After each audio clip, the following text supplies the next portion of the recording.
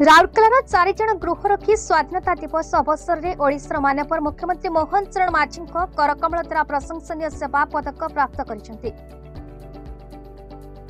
78तम स्वाधीनता दिवस अवसर में ओडिशार माननीय मुख्यमंत्री मोहन चरण माझी द्वारा स्थानीय लोकसभा भवन भुवनेश्वर ठारे ओडिशार 12 जण गृहरक्षी मध्य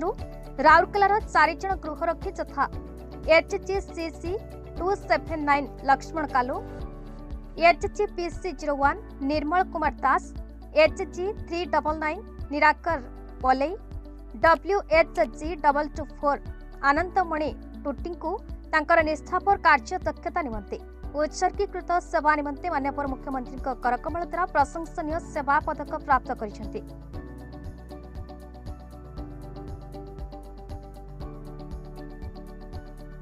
कमलेश प्रसाद मिश्र रिपोर्ट, भारत न्यूज।